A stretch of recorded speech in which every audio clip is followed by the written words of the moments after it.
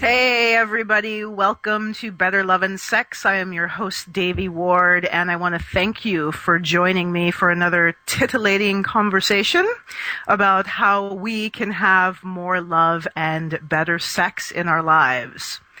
Today we're going to be talking about the very juicy topic of self-love, i.e. self-pleasure, and highlighting the differences between masturbation and self-pleasure. Also going to be talking about sex toys and how your sex toy can be a tool for sexual healing. And also going to be shedding some light on sex toy materials, my favorite sex toy brand and why that is, and just some important things about what you should know about design and function of your sex toy if you're going to use one. In regards to self-pleasure, this is a topic that is very near and dear to my heart, and I believe that it is equally as important for men as it is for women. In my book, I focus entirely on the art of self-pleasure for women, but in my work, I often work with men and have found that men have just as much need for healing around their relationship to their bodies and their pleasure as women do. One of my deeply held beliefs is that the most important sexual relationship that we have is the one that we have with ourselves. And I believe that if we're unable to relate to our own sexual pleasure and our own sexuality in a way that is comfortable and healthy and enjoyable and fully expressed, then we can't really expect to have a really, truly, deeply fulfilling sexual relationship with our partner. Our culturally, our orientation to sex has a lot to do with how we relate to others sexually and very little to do with how we relate to ourselves sexually. And yet, when we're young, when we're children, our sexual discovery is primarily all about ourselves initially. And it's full of innocence, and it's full of joy, and it's full of pleasure, and it's this amazing thing. We're discovering our bodies, we're discovering how they work, and there's so much innocence and so much joy and so much pleasure in this process. And somewhere along the lines, whether it comes from our parents or our babysitter or our teachers, some authority figure in our life, chances are, gave us the message that touching ourselves and enjoying that was wrong and dirty and bad and shameful and something that good little girls and good little boys simply don't do. And depending upon the severity with which this message was delivered, that can cause deep emotional, psychological wounding and even trauma. So the art of self-pleasure is all about approaching our sexuality from a standpoint of play and innocence and exploration, and reclaiming that aspect of our sexuality that was lost when we were told that our pleasure and self-pleasure was wrong. So highlighting the differences between masturbation and self-pleasure. So many of you, most of us, until we learn to approach our sexuality from a standpoint of self-love, most of us are masturbating. And masturbation carries with it the connotations or the heaviness of sexual guilt, of shame. It's usually something that we do very quickly, very furtively. Most people tend to feel some shame or guilt afterwards. I was recalling in preparing for this show, I was actually recalling when I was in 7th grade, and I went through this phase where I masturbated like every day, sometimes several times a day. It was just like an itch that I could not quite scratch. And I felt so much guilt and shame about it. And it was just horrible. I was mortified. And what I would do is I would go to school and I would imagine that everybody in my classroom, including the teacher, could look at me and knew what I had been doing the previous day. And I would just crucify myself all day long in total embarrassment, imagining Like, they have no way of knowing, but just imagining that they knew that I was doing this horrible, dirty thing called masturbating and pleasuring myself, and I couldn't stop because it felt so good. So it was this horrible cycle of pleasure and guilt and pleasure and guilt and pleasure and guilt. And I think that it may not be so extreme for many people, but I think that's a familiar scenario. I know for many years I would never, ever, ever admit or acknowledge or never talked about self-pleasure. And it's something that's really swept under the rug, and most people don't talk about it, especially women. In our culture, it's very acceptable for men to jack off. And we just, kind of accept that that's a natural thing that guys do. And women aren't necessarily given the same permissions, cultural, societal permissions to pleasure themselves. But even though men have permission to jack off, many men are not connected to their bodies and not really connected to their pleasure. And again, the masturbation tends to be more about just jerking one out and just getting off and having an orgasm so you can roll over and fall asleep. It isn't really about exploring pleasure and cultivating your pleasure. One of the things that you'll hear me share over and over and over again is that our orgasmic capacity, both men and women, is so far above and beyond what we are conditioned to believe and what we are educated to believe. As women, we can literally have over 11 different kinds of orgasm. Over 11. Men can have at least 8 different kinds of orgasm. And what many men and women are not aware of is that for men, orgasm and ejaculation are actually 2 separate functions of the nervous system. So there's an entirely different world, universe of orgasm waiting for us. And yet, because we receive no education about how to pleasure ourselves and very little education about how to actually pleasure our partners, our experiences are quite limited. And this was absolutely my case several years ago. When I first began my Tantra education and my Tantra practice, I was in training. I was studying. I was a student. And part of my homework was to self-pleasure and meditate. And not just, jack off, not just masturbate, but to actually pleasure myself and cultivate my orgasmic capacity, my orgasmic ability. And I was having these amazing orgasmic experiences, pleasure experiences with my tantric partner at the time, but I had no way or no understanding of how to duplicate those same experiences for myself. And so I began to create the art of self-pleasure, which is what I teach in the book, and it's also a class that I teach for women. I created this, I like to call it choreography, around how to prepare our bodies for pleasure, and then how to truly become sexually self-empowered by being able to give ourselves as much physical sexual pleasure as we can experience with our partners, as much if not more. Some of the best sex that I ever have is the sex that I have with myself.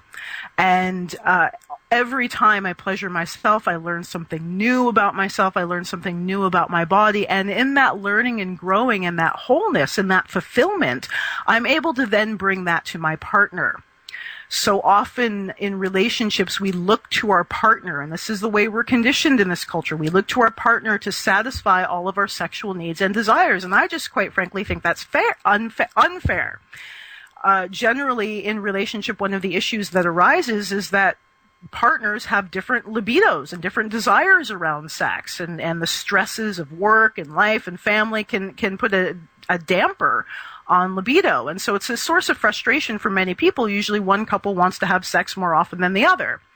So a really beautiful way to kind of solve that issue is for each partner to be responsible for satisfying their own sexual desires, so that I'm not putting pressure on my partner to satisfy me.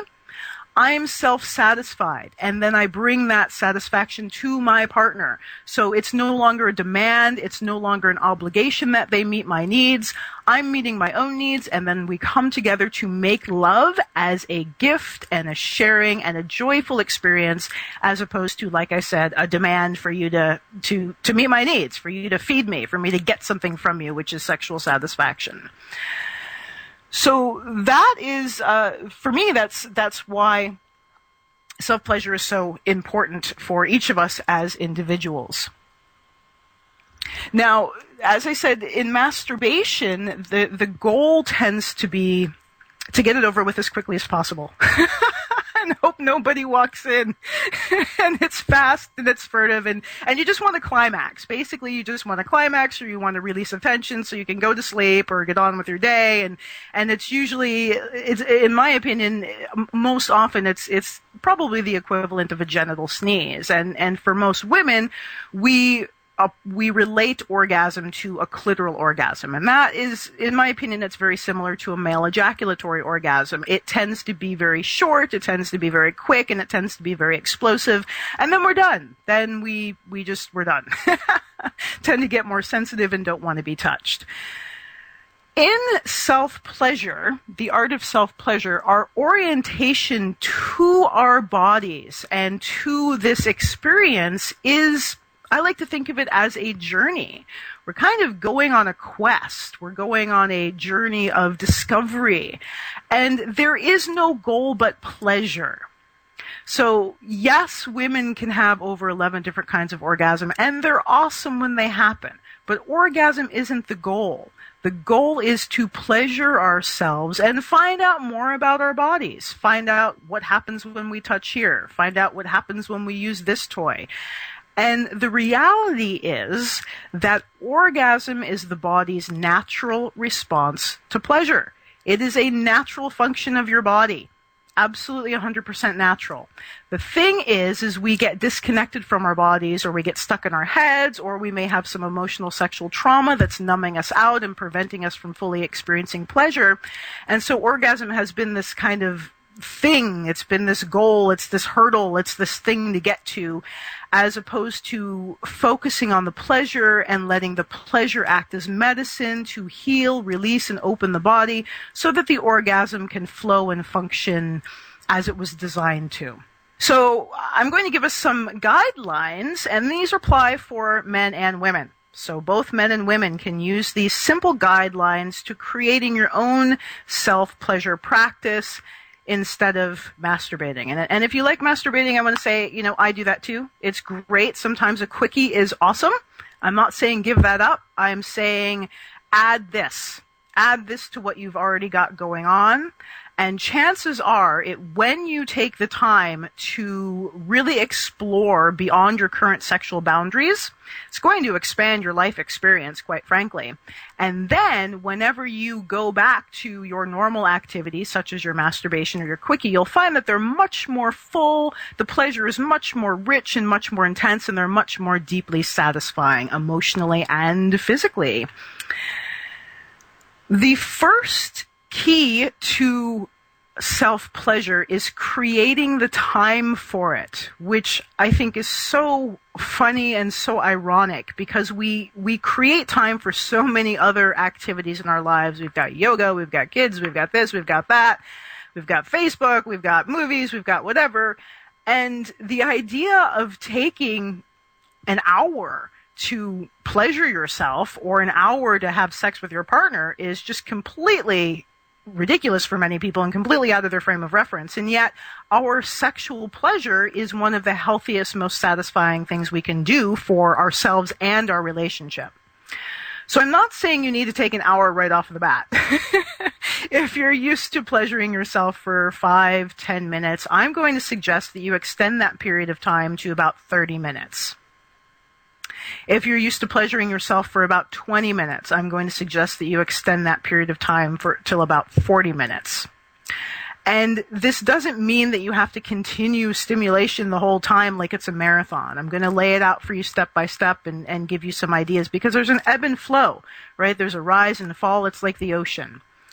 And again, pleasure is a journey. And so you're going to hit peaks and you're going to hit plateaus, and you're just going to want to hang out and you're going to want to take a break, and then you're going to come back to it. But the first key, like I said, is to create time in your life to do it. And I suggest a minimum of 30 minutes to an hour once a week.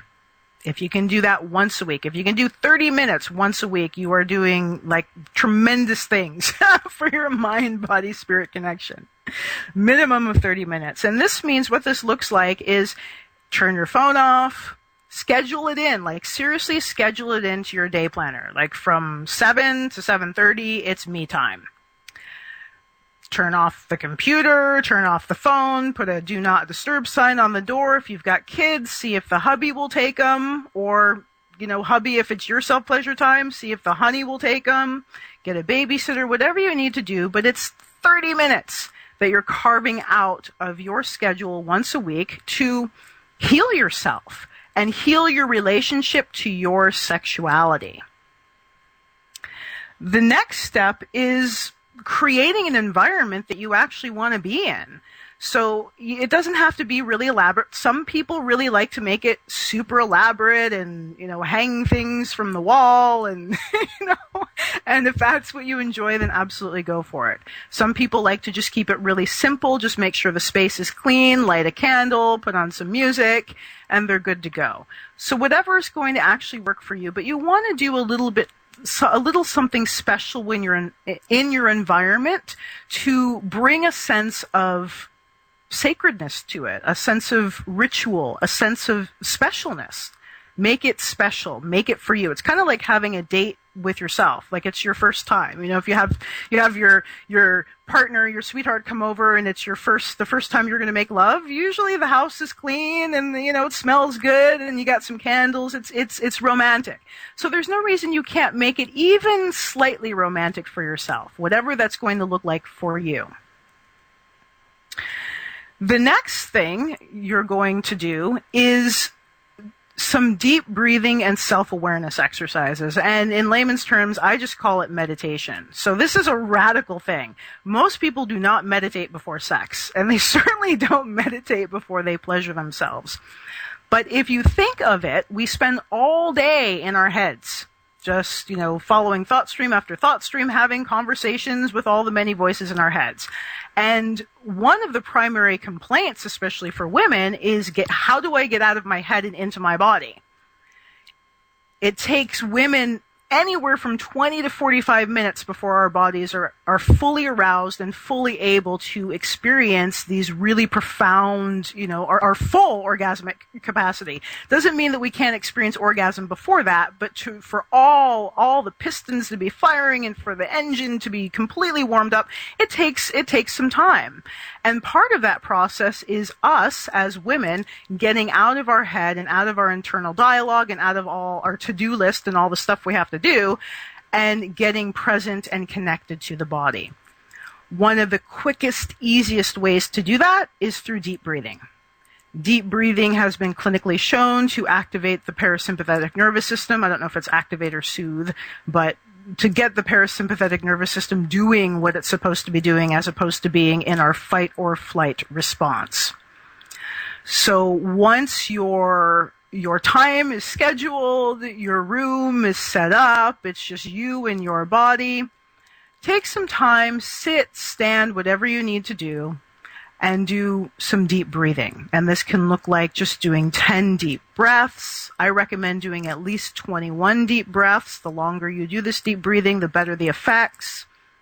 You can also, something that I really enjoy doing, are just some gentle movement exercises. So just some swaying, just some rubbing of the body, just again, getting connected to the physical body, getting connected to our sensual experience, our sensuality. The next step is going to be making a heart to genital connection. So for this, and this again is something that I encourage men to do as well and partners to do before they make love. Putting one hand over your heart and one hand over your genitals and feeling the energetic connection between the heart and the genitals. And it's very, very important to establish this pelvic heart connection. So again, taking time, putting your hands in this place, the physical contact helps transmit the energy, helps us relate, helps us be more aware of these two areas of the body, helps us relax into it, making the connection between your heart and your genitals. Then what I teach people, and you can't see it, so I can't really teach it to you now, is to do a self-pleasure, a vulva or genital massage. So for women, it's a vulva massage. For men, it's genital massage. But instead of just going right to it and stimulating ourselves sexually, the idea behind it is to prepare the body to receive pleasure. So doing some vulva, some genital massage, what that does is it helps to increase the blood flow, increase the circulation, increase the awareness, the presence, the chi, the life force energy in your genitals, so that when you actually start to pleasure, your body's able to respond fully because it's got enough blood, it's got enough juice, and you're actually there. Your awareness is in your genitals, and again, you're not thinking about, doing the dishes or what you had for dinner. So doing some genital massage. And then comes the fun part. Then comes the pleasure. So now I'm going to move into discussing sex toys and how you can use your vibrator or your dildo, whatever kind of toy you've got, as a tool for healing. So when I began self-pleasuring in this way, I was completely ignorant about sex toys. I was completely overwhelmed by how many sex toys there were. I didn't even like sex toys. I thought they were like from the devil or something. I was just really not into sex toys. But what I found is that, we're capable of all these different kinds of orgasm, and 7 or 8 of those orgasms are a result of stuff that happens deep inside the vagina, deep inside the yoni. And men, you're capable of anal orgasms. And so, quite frankly, my search for the perfect sex toy was kind of like the search for the perfect power tool. So it's simply a matter of being able to reach the right spots. When I started pleasuring myself without sex toys, I found that I just simply could not reach. I could not get the right angle on my G-spot. I could not get the right pressure. The deeper my fingers just weren't long enough. So it just became a matter of practicality. If I wanted to experience these great orgasms by myself, I needed some help. I needed some power tools. I just needed some support. So that was my approach for it or approach to it. And when I began looking for some support, some tools in my toolbox, like I said, I was completely overwhelmed by the enormous variety of sex toys on the market and all the different materials, and it was just completely overwhelming. And I hear that from many women. They're like, I don't even know where to start. I don't know what to buy, and they'll buy something and they'll bring it home and it doesn't work, and it's supposed to be the greatest G-spot toy ever, but then it doesn't really work for you, and then you think there's something wrong with you because this toy doesn't work. So what I found is that there are a few different styles that are repeated over and over and over again. And it's like a variety on a certain style, variety on the theme. So, and many of these the G-spot vibrators, there's a particular style. It's just like a long kind of dildo looking thing, and it's got a little slight hook at the head of it, the tip of it. And this is supposed to be this amazing G-spot vibe, and you're supposed to get off and have amazing G-spot orgasms. But the reality is, this was a discovery for me, is that the G-spot responds primarily to friction and pressure. And so just putting a toy with a little curve on it in there and pressing the vibrate button isn't necessarily going to get you off. It may, and I find that that particular style is really great later on in the session, but initially, and especially if you're looking to heal and awaken your G-spot, and especially if you're looking to cultivate ejaculatory orgasms for yourself, you need something that you can really apply a lot of pressure and that you can use a lot of friction for. And the vibration is kind of secondary. That's what I've discovered for myself and working with many other women. That's not to say that the vibrator wouldn't be great later on in the session, and that's not to say that you can't enjoy that vibe if you do. I don't want to discredit your experience. I'm just saying that for many women, my experience has been that the supposed latest and greatest G-spot vibes don't really work because of the way that they're designed, because of the lack of understanding about the way a woman's body actually does work. So I spent a lot of time and a lot of money buying sex toys that simply didn't work. And so I began really examining these different designs and really examining different materials. And I discovered, and this is common knowledge for most people these days, but just in case it isn't for you, that a lot of the conventionally made sex toys have they're made of toxic materials that can leach into our bodies, especially when they're used internally. In the book, the Tao of Health, Sex, and Longevity, Daniel P. Reed, the author, states that the genital tissue is some of the most porous and highly absorbent tissue in the body, and whatever you put in there gets absorbed directly into the bloodstream. So if you're using sex toys that have these materials that are known to literally leach out of the plastic, and they, especially when there's heat and friction, and they leach that material, those toxic materials leach into your genitals, and they're going to be absorbed into your bloodstream. So one of the biggest things to look out for are sex toys that have what's called phthalates in them, and that's spelled Phthalates, phthalates. And phthalates have been known to disrupt the human hormonal system. They adversely affect kidney and liver. They are a known carcinogen. They have been known to possibly breast tumors, breast cancer, liver damage, allergies, low sperm count. So there's all sorts of reasons to be very avid and acutely aware of not using toys that have that sort of material in it. In my study, so there are a variety of body safe. So you want to look for sex toys that explicitly say they're body safe.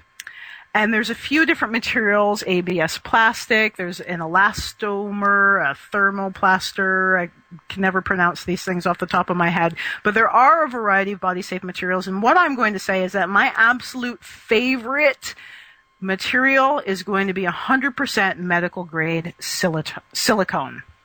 The reason is that 100%, and you want to make sure it actually is 100% medical grade silicone, because there's a lot of silicone blends that are still marketed as silicone, but they're not necessarily 100% silicone. So you want to make sure that you go with that high quality material, because it is entirely body safe, it's hypoallergenic, it's non-porous, which means when you use it, it's not going to there aren't any little nooks and crannies for bacteria to get stuck in and then, cause issues later.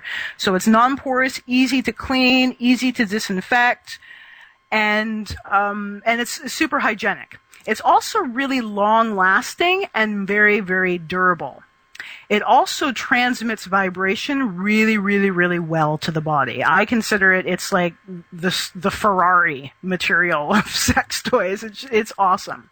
The thing with silicone sex toys is that they tend to be more expensive, and they should be, because they will last longer. This was the thing that super frustrated me when I first started buying all these sex toys. When I was ignorant of what I was buying, I would, get the cheap one. I get the $20 one or the $40 one or whatever to try it out, and they would break. They would seriously break within a few minutes of using them. And the so-called rabbit that was supposed to be so amazing and rotate and whatever, I would break them. I would start to orgasm or start to experience lots of pleasure, and my yoni would tighten, and they would break. And then they were completely useless. And so I probably went through 3 or 4 rabbits and countless other toys, and in the end you end up paying more, and you also end up using toys that are not body safe and are potentially harmful for you and can potentially cause more trouble for you than you may already have going.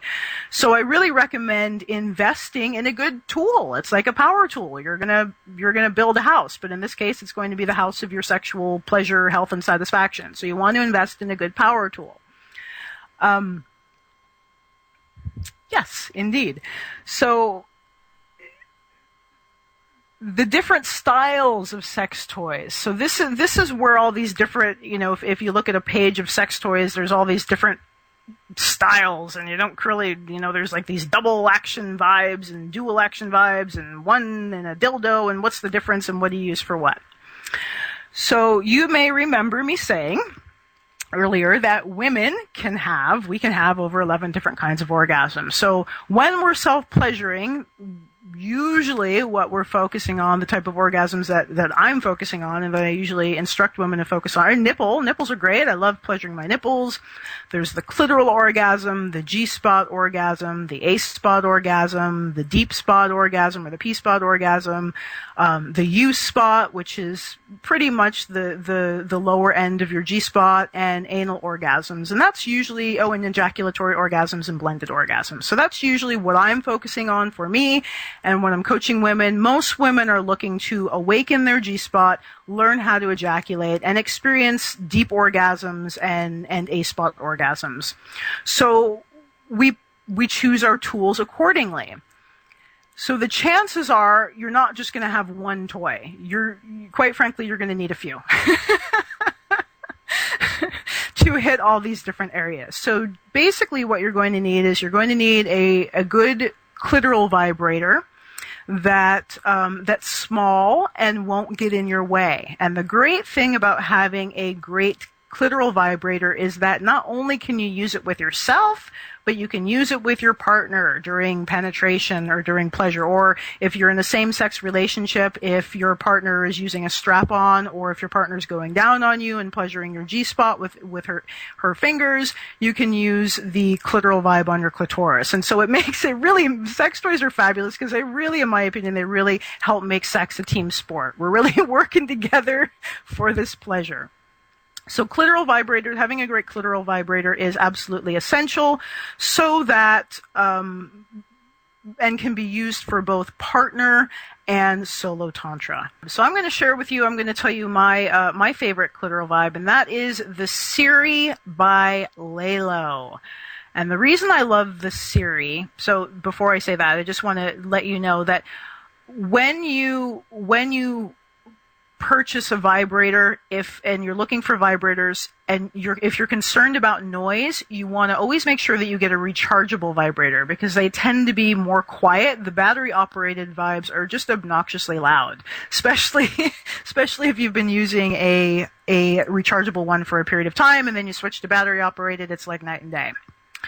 So along those lines, the Siri by Lelo, it is a rechargeable vibe, which is fantastic. It is really small, very discreet. It has 100% medical grade silicone tip on it. And it's velvety soft. It's just soft and delicious, and it's like nourishment for your clitoris, for your body.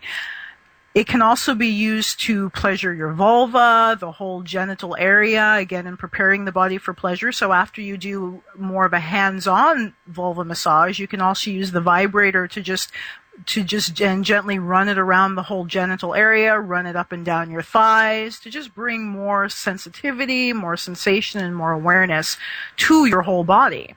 I also really like using it on my nipples. It's kind of like having a tongue, but in a vibrator. It's fabulous. So the Siri by Lelo is my favorite handheld clitoral vibrator and vulva vibrator. And the only issue with it, I'll be honest, the only issue with it is that it's not 100% waterproof, so it can be a little bit of a pain in the butt to clean. So usually I just use a cloth with warm soapy water, and you want to make sure that whatever you clean your toy with, and I learned this, I'm going to give a shout out to Laska Marie Friedman she's I can't remember the name of her website. She's based in Canada, but she gave me this information. I'll post it after the show for those of you that are wanting to check her out. But I'm going to give her a shout out for this. She told me that whatever you clean your sex toy with should be made of or consist of whatever you clean your vulva and your vagina with. So a lot of people recommend sex toy cleaners. I don't. After having a conversation with her, she's incredibly knowledgeable about sex toys and materials and that sort of thing. She said that she found that many women who use sex toy cleaners or, just some kind of random soap or whatever would get irritated. It would irritate their vulva, it would irritate their vagina. So she started recommending that people clean their sex toys with whatever kind of soap or wash that they're using on their genitals. if their genitals are responding well to that. So, the pH of a woman's yoni is very important, and that's a whole topic for a whole nother show, so I won't go too deeply into that. But make sure that if your body responds well to whatever you're using in the shower, that's what you use on your sex toys. So the Siri, great clitoral, great vulva vibe. Now, for your G-spot, my number one favorite tool, it's not even a toy, it's a tool for awakening your G-spot, especially if you're a little numb in that area, or if you have pain, or you haven't ever had a G-spot orgasm. Your best friend is going to be the Honey Dipper wand. Now, the Honey Dipper wand is, I'm totally crass about it, but it is the crowbar for your G-spot. When it comes to the G-spot, it's all about leverage. You need leverage. You need to be applying friction, and you need enough pressure. And the design of the Honey Dipper wand, it's ergonomic, and it allows you to put as much pressure and as much friction on that specific pinpoint area so that you can really take your pleasure to the next level. It is, again, it's body safe. Everything that I recommend is going to be body safe, easy to clean, non-porous. It's made of lucite, so it's really lightweight, which is very important, because if you're pleasuring yourself for 30, 40 minutes, you don't want your wrist to get tired. So the G-spot Honey Dipper wand. Now, one of the things that many people don't realize is that when it comes to the G-spot, the G-spot will actually engorge, and it goes through phases of arousal. So initially, when you begin pleasuring your G-spot, you may not experience a whole lot of sensation. And so just continue using friction and at the same time applying pleasure to your clitoris. So you want to work those two things together. It's like they're going to work in tandem to each other. And some of the most recent science has shown that the G-spot is simply part of the network of erectile tissue that makes up the clitoris. They are a very different flavor of orgasm, there's no doubt, but just think of it as this system. The clitoris and the G-spot are a system, and they work together for this amazing symphony of bliss. So as you're using the G-spot wand on your G-spot, you want to also be applying pleasure with your fingers. Fingers are great. I use fingers and I use a vibrator because, again, I like both. And it keeps my fingers from getting tired after 30, 40 minutes. So the G-spot wand is fabulous it's also incredible for women who are wanting to learn how to ejaculate for themselves. For me, I ejaculated quite easily with my partner and partners, but I wasn't able to do it with myself. And when I learned how to and discovered how to ejaculate for myself and how to have ejaculatory orgasms with myself, it added a whole nother level to my sense of sexual self-empowerment. So that's the G-spot wand. It's a fabulous tool. The other tool that I recommend, and this is an amazing one, this is the Mona by Lelo. By the way, you can see pictures of all of these. If you go to betterloveandsex.com, we've got a products page. You can actually see the picture. You can click on the link. It will take you to the Lelo website, and you can learn more about it. I was surprised. So this is the Mona. I was so surprised when I used this toy. I talk about the A-spot, and the way the Mona is designed, it's really a brilliant design. When you use it internally, it actually stimulates that whole frontal wall of the vagina, which is just like, it's pleasure palace. Think of the whole anterior wall of your vagina is a pleasure palace. It has the potential to be. So the beautiful thing about the Mona is that I put it in and I set it on vibrate and I stimulate a little bit and I move it a little bit to get some friction going, and it literally stimulates everything pretty much from about 4 inches in all the way down to my G-spot, and it's just an amazing, again, superpower tool to play with and to take your pleasure to the next level. The Honey Dipper wand is also fabulous for men. Guys, Jacques Drouin, tantric master and sexual healer Jacques Drouin, recommends that men stimulate their prostate at least once a month. Having prostate pleasure is directly linked to prostate health. And so you should be massaging your prostate. And the best way to do it is while you're pleasuring yourself, because then it's fun. So the Honey Dipper wand can also be used for prostate play as well. So I'm going to give you, before we go, because boy, the time flies by. It goes so fast. I'm going to give you one of my favorite keys for expanding your, wherever you are currently with your sexual pleasure, my number one key to taking it to the next level, or even if you've never orgasmed, to kind of learn how to get to the point where you're able to let your body do its thing. And the number one key is your breath. So something that we innately tend to do, men and women, is we'll reach a certain level of pleasure and we tense up. And it's not just the tension in your genitals, it's like everything else. Your whole body's tense and you're coiled and you stop breathing and everything's real, real tight, and then you sneeze. Then you have this orgasm. And it's usually, it can be good, but it's usually very short and boom, it's a climax, right? So there is a difference between orgasm and climax. Climax is more of a release of tension, which is great to have, can be very pleasurable. Orgasm is more of a fluid, full body, full energetic response to pleasure. It's more of an implosion as opposed to an explosion for many people. So when you get, this is my coaching for you, when you get to about an 8 on a scale from 1 to 10, saying 10 being orgasm, 8, 1 being nothing. So when you're between a 7 or an 8, I'm going to invite you to notice what's going on with your breath and your body. Are you really tight? Are you coiled? Are you present in your body? If you are, I'm going to invite you to relax and take 3 deep, full breaths, 3 deep, relaxing breaths. And we actually, I teach a specific breath in my coaching, the ocean breath, and it's a full body relaxing, opening the mouth and breathing. So you relax and breathe. Then you go back to your pleasuring and you continue to pleasure yourself again till about a 7 or an 8. And then again, I invite you to notice what's going on in your body. Are you tense? Are you even breathing? Are you tight? Relax, open the body, and breathe. In order for us to experience our full orgasm, the body needs to be open. Orgasm is energy. It needs to flow through the whole body. And if we're tight or contracted or constricted anywhere, it limits our ability, it limits our pleasure, and it limits our experience.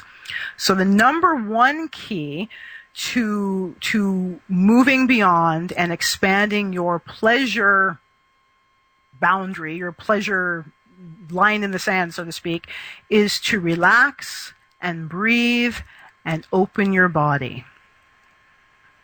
Okay, so that's your home play. I didn't get a chance to give you home play the last 2 times because I had guests, which were fabulous and amazing, and I loved listening to them, but we ran out of time. So your home play exercise is to pleasure yourself. Pleasure yourself for 20, 30 minutes. We'll start there. We'll start with 20, 30 minutes, bite sizes. And whenever you get to a 7 or an 8 on your pleasure scale, I want you to relax and do some deep breathing and see what happens. If you're interested in Shake Your Soul Song, the book, you can go to davieward.com and pick up a copy. And again, I invite you to send me your questions, and I'm going to address them show by show. So thank you so much for listening, and I look forward to connecting with you again next week. Bye-bye.